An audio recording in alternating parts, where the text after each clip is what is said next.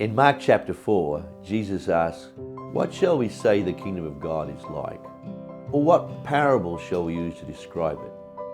He answers, "It's like a mustard seed, which is the smallest of all seeds on the earth.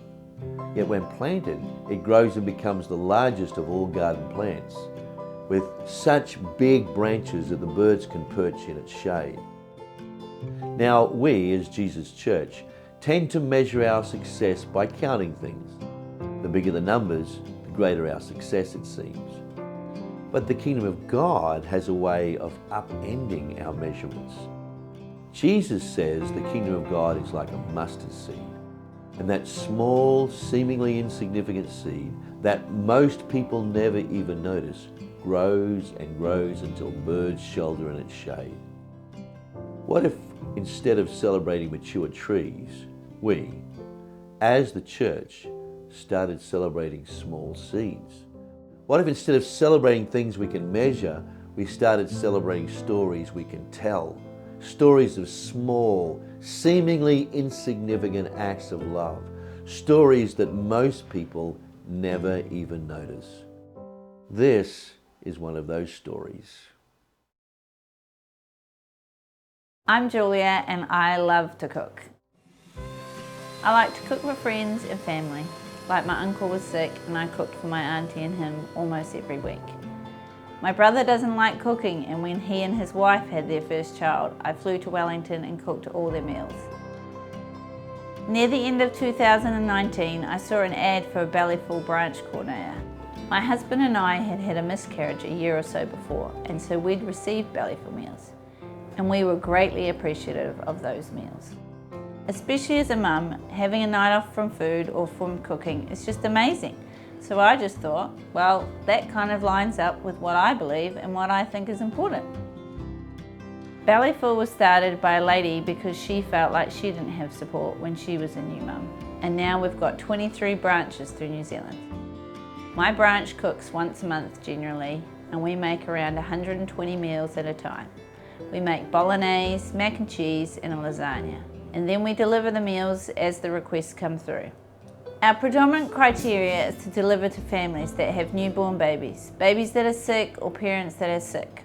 We deliver to close to 300 families a year, so I think we've nearly delivered to 900 families since I became branch coordinator.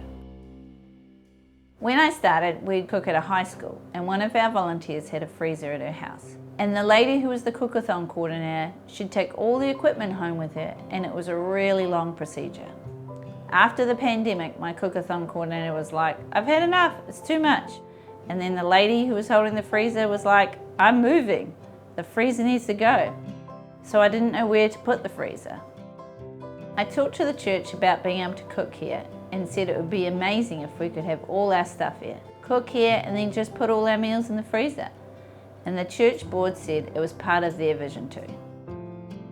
I think Bellyful is a really important charity. I feel like if people get a meal and have a friendly face to talk to, sometimes that's like the only connection that some of these mums have. There are some mums that have a newborn and maybe their husband's gone to a hospital. Some people, they may have relocated because they're escaping domestic violence or something like that. Some of the places you drive, you can tell that they're really struggling. And it's just nice to know that we can help for like 3 nights and just lighten the load for 3 nights. We also provide meals up to the NICU at the hospital. Because Waikato is such a big hospital, we get families coming from like Gisborne, and they're flown in, and sometimes it's the father who gets flown in with the baby. And so we have the meals up there so the father can go and take one of those meals and go put it in the microwave and heat it up.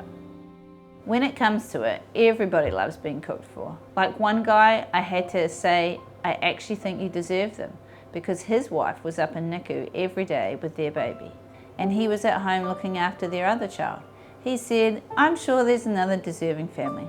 I was like, just think, you can just take it out of the freezer in the morning and then just don't have to think about it at night. There are some people in our neighbourhood that are really struggling financially and stuff, and I want to be able to help them. And I feel like I'm actually making a difference. It's a simple story of love. A small seed planted. But such love for a neighbourhood exemplifies the church's mission to be in and of and with and for our communities, to be embedded in our neighbourhoods, because we love our neighbours and we want to see them flourish. After all, that's what Jesus modeled. Jesus came to earth as one of us, God embodied, God incarnate. If we, as the church, make it our mission to focus on small seeds instead of mature trees, then the only failure will be the failure to love. And our greatest success will be stories of love.